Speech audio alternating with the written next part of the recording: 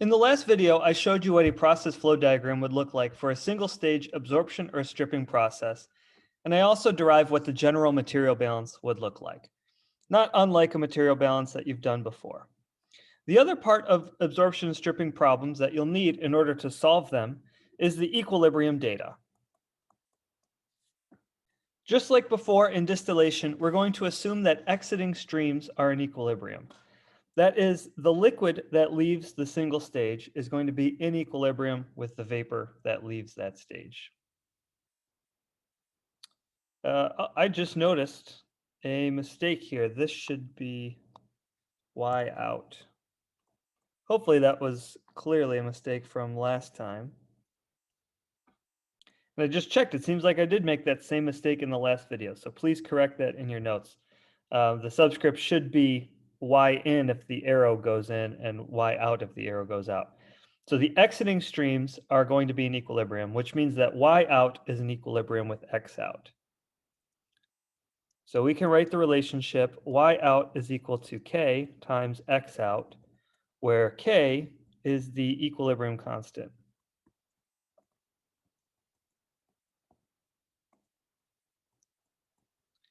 And we have several different options for K. So we could use Raoult's law to determine the system, if the system is described by Raoult's law, in which case K would be, if Raoult's law applies, K should be the familiar gamma, the activity coefficient, times the partial pressure of species I, the solute, divided by the total pressure. So that's one possibility. We could still have Raoult's law applying. And then importantly, remember there are three components in this system, and the mole fractions X and Y only refer to the solute that is moving from one phase to the other. Importantly, we are assuming that the liquid stays in the liquid phase, the other component, and the vapor stays in the vapor phase, and the solute is the only thing moving. If the system is sufficiently dilute, another possibility is that the system could be described by Henry's law. And Henry's law is closely related to Raoult's law. The only difference is instead of the activity coefficient and the partial pressure, I have this HI of T, where HI is Henry's law constant.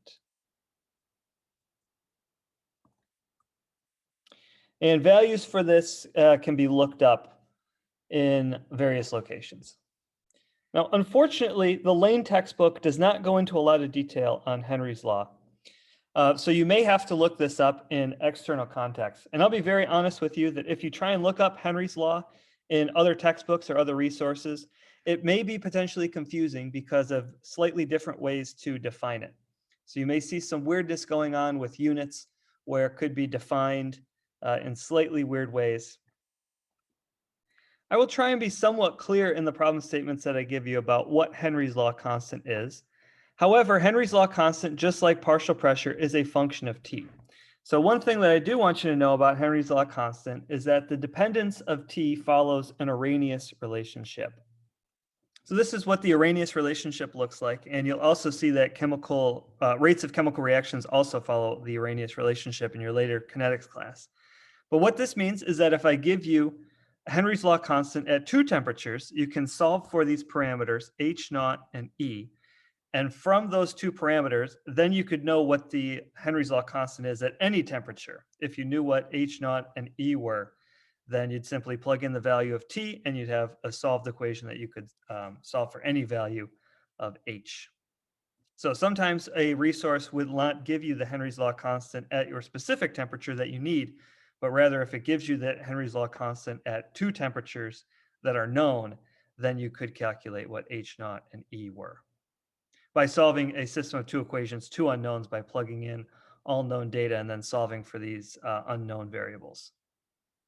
Now, as I mentioned, if you go looking in the literature to find values for Henry's law constant, a fairly typical unit that you'll see is atmospheres per mole fraction. And I'd like to point out that this is the same dimensions as just pressure, because mole fraction is dimensionless. There are no dimensions to mole fraction.